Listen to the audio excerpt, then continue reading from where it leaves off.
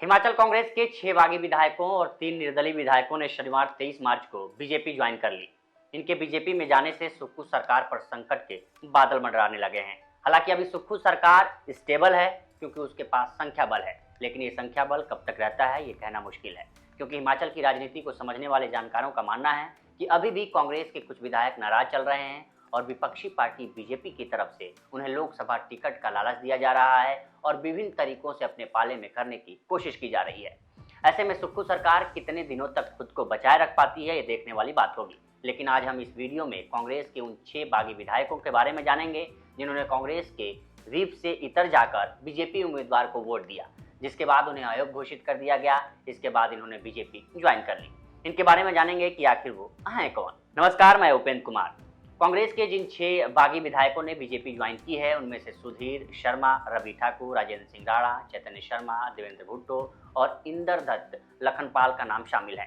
इन्हीं विधायकों ने व्हीप का उल्लंघन किया था, जिसके बाद इन्हें विधानसभा अध्यक्ष कुलदीप पठानिया ने अयोग्य घोषित कर दिया था। अब इनके बारे में एक एक कर जान लेते हैं। श्री राजेंद्र राणा जी। पहला नाम राजेंद्र राणा का है।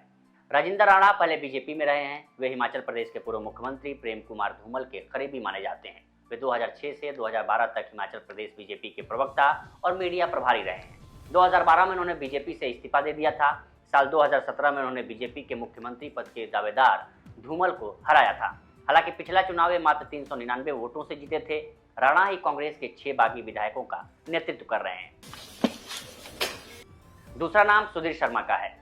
सुधीर धर्मशाला से विधायक हैं। इनके पिता भी राज्य में मंत्री रह चुके हैं। मात्र 19 साल की उम्र में सुधीर ने राजनीतिक करियर की शुरुआत की थी। वे हिमाचल युवा कांग्रेस में भी रहे हैं और फिलहाल चौथी बार के विधायक हैं। वे वीरभद्र सिंह की सरकार में आवास और शहरी विकास मंत्री रहे हैं।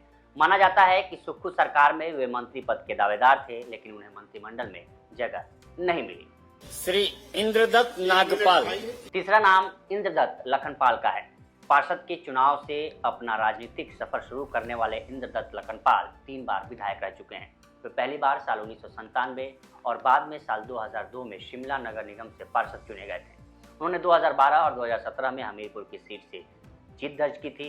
पिछले विधानसभा चुनाव में उन्होंने बीजेपी की माया शर्मा को 13,792 वोटों के अंतर से हराकर हमीरपुर जिले के बड़सर निर्वाचन क्षेत्र से जीत हासिल की थी। श्री रवि ठाकुर। चौथा नाम रवि ठाकुर का है। रवि ठाकुर फिलहाल लाहौल और स्पीति से विधायक हैं। उनके पिता निहाल चंद ठाकुर और माता लता ठाकुर भी विधायक रह चुकी हैं। वे साल 2013-2016 तक कांग्रेस सेवा दल के अध्यक्ष और राष्ट्रीय अनुसूचित जाति आयोग के अध्यक्ष थे। पिछले चुनाव में ठाकुर को 1616 वोटों के मामूली अंतर से जीत मिली थी। वे हिमाचल प्रदेश की कांग्रेस की समिति के सचिव भी रहे हैं। उन्होंने सुक्खू सरकार की कार्यप्रणाली पर कई बार सवाल उठाए हैं। श्री चैतन्य शर्मा। पांचवा नाम चैतन्य शर्मा का है। चैतन्य शर्मा उत्तराखंड के पूर्व मुख्य सचिव राकेश शर्मा के बेटे हैं। चैतन्य शर्मा को युवाओं के बीच लोकप्रिय माना जाता है। पिछले चुनाव में उन्होंने गगरेट में भाजपा के मौजूदा विधायक राजेश ठाकुर को 15,685 वोटों के अंतर से हराया था। विधानसभा चुनाव से पहले ही उन्होंने कांग्रेस की सदस्यता ग्रहण की थी।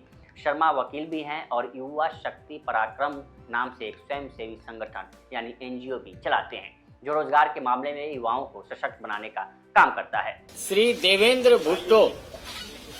और छठा नाम देवेंद्र कुमार भुट्टो का है। देवेंद्र भुट्टो कुटलेहर निर्वाचन क्षेत्र से बीजेपी के निवर्तमान विधायक वीरेंद्र कंवर को 7,579 वोटों के अंतर से हराकर पहली बार विधायक बने थे। कुटलेहर विधानसभा को बीजेपी का गढ़ माना जाता है और पार्टी यहां 1993 से लगातार चुनाव जीतती आ रही थी। भुट्टो 2 दशक से अधिक समय से कांग्रेस से जुड़े हुए हैं और विधानसभा की सार्वजनिक उपक्रम समिति और लोक प्रशासन समिति के सदस्य भी रहे हैं, लेकिन अब वो बीजेपी के सदस्य हो गए हैं और आगे बीजेपी के लिए काम करते नजर आएंगे। हिमाचल प्रदेश की राजनीति से जुड़ी ये खबर आपको कैसी लगी हमें कमेंट सेक्शन में जरूर बताएं। बाकी देश दुनिया की तमाम खबरों के लिए बने रहिए लोकमत हिंदी के साथ। नमस्कार।